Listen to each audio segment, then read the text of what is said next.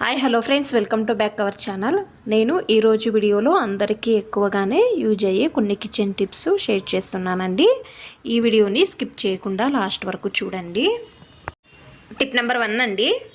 మనము ఇంట్లో ఏమైనా పెరుగు చేస్తే తొందరగానే పుల్లగా అవుతుంది కదండి. అది కూడా ఎండాకాలంలో అయితే పొద్దునే పెరుగు చేస్తే మధ్యాహ్నం మనము భోజనం తినే టైంకి పుల్లగా అయినట్టు అనిపిస్తుంది కదండి. ఆ విధంగా మనకు పెరుగు అనేది పుల్లగా కాకూడదు అంటే ఈ విధంగా చేయండి. కొంచెం ఎండు కొబ్బరి ఉంటుంది కదండి, కొంచెం ఈ విధంగా పెరుగులో వేసి ప్లేటు పెట్టండి.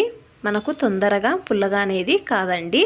ట్రై చేయండి ఒకసారి. ఈ టిప్ ఇష్టమైతే ప్లీజ్ ఒక లైక్ చేయండి, అలాగే సబ్స్క్రైబ్ చేయండి. టిప్ నెంబర్ 2 అండి.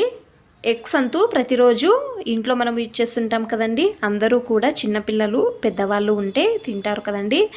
ఇప్పుడు 1-2 ఎగ్ అయితే మిగిలి ఉంటాయండి. బట్ కొత్త ఎగ్స్ కూడా మనం కొన్ని తెస్తాం కదండి. ఫస్ట్ మనం ఏం చేయాలి అంటే మిగిలిన ఓల్డ్ ఎగ్స్ను యూజ్ చేయాలి, తర్వాత తెచ్చిన ఎగ్స్ను యూజ్ చేయాలండి. బట్ ఈ విధంగా తెచ్చి అన్నీ కూడా ఒకే దగ్గర పెడితే మనకు పాత ఎగ్స్ ఏవి కొత్త ఎగ్స్ ఏవి అని మనకు అర్థం కాదండి. అందుకే ఈ విధంగా ఇంట్లో స్టిక్కర్ ఉంటే ఏ స్టిక్కర్ అయినా పర్వాలేదండి, అది ఓల్డ్ ఎగ్స్ ఏ ఉంటాయో ఆ ఎగ్స్ పైన ఈ విధంగా పెడితే మీకు తొందరగా అర్థమవుతుందండి ఓల్డ్ ఎగ్స్ ఏవి అని. తర్వాత మనం ఓల్డ్ ఎగ్స్ను ఖాళీ చేసిన తర్వాత కొత్త ఎగ్స్ అనేవి యూజ్ చేసుకోవచ్చండి. ఈ టిప్ ఇష్టమైతే ప్లీజ్ ఒక లైక్ చేయండి, అలాగే సబ్స్క్రైబ్ చేయండి. టిప్ నెంబర్ 3 అండి. మనము ఆల్మోస్ట్ అందరూ ఏం చేస్తామంటే పోపు పెట్టాలి అనుకున్నప్పుడు ఫస్ట్ పాత్ర పెట్టి ఆయిల్ వేసి ఆవాలు వేసిన తర్వాత మనము కరివేపాకును తెచ్చి అప్పుడు నీళ్ళలో కడుగుతాం కదండి. మనము డైరెక్ట్గా అలాగే వేస్తే ఏమవుతుంది అంటే కరివేపాకులో నీళ్ళు ఉంటాయి కదండి. అప్పుడు మనము పోపులో వేసిన తక్షణము ఎగిరి స్టవ్ అంతా గలీజ్ అవుతుందండి. అందుకే ఏం చేయాలి అంటే కరివేపాకును కడిగి కిచెన్లో ఈ విధంగా టవల్ ఉంటుంది కదండి, ఆ టవల్లో మనము కడిగిన కరివేపాకును వేసి జస్ట్ ఊరికే ప్రెస్ చేస్తే చాలండి. దీంట్లో ఉన్న ఎక్స్ట్రా నీళ్ళు అంతా కూడా అబ్జర్వ్ చేస్తుందండి. తర్వాత మీరు కరివేపాకును పోపులో వేస్తే ఆయిల్ అనేది ఎగరదండి, స్టవ్ కూడా గలీజ్ కూడా కాదండి.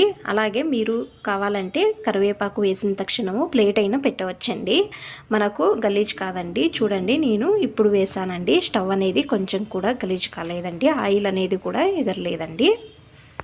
టిప్ నెంబర్ 4 అండి. మనము బట్టలు వాషింగ్ మిషన్కి వేసినప్పుడు కానీ లేకపోతే బట్టలు ఉతికేటప్పుడు కానీ షర్ట్లో కానీ లేకపోతే ప్యాంటు జోబులో కానీ నోటు అనేది ఉంటుందండి. అంటే మనం చూసుకోకుండా ఉతికేస్తాం కదండి, అలాంటి టైంలో తేమ అవుతుందండి. అందుకనేసి తేమైన నోటును ఈ విధంగా బట్టతో తుడిచి ఈ విధంగా మనము కుక్కర్ పాత్రలో సాంబార్ కానీ ఏమైనా కానీ చేసి ఉంటాం కదండి, దీనిపైన జస్ట్ ఈ విధంగా ఒక 2-3 సార్లు ఈ విధంగా ఉల్టా పల్టా చేస్తే నీట్గా అంటే చాలండి, ఫుల్ నీట్గా డ్రై అవుతుందండి. కొంచెం కూడా తేమ అనేది ఉండదండి. ఎంత నీట్గా ఐరన్ చేసినట్టు ఉంటుందో అండి. కావాలంటే ఒకసారి ట్రై చేయండి.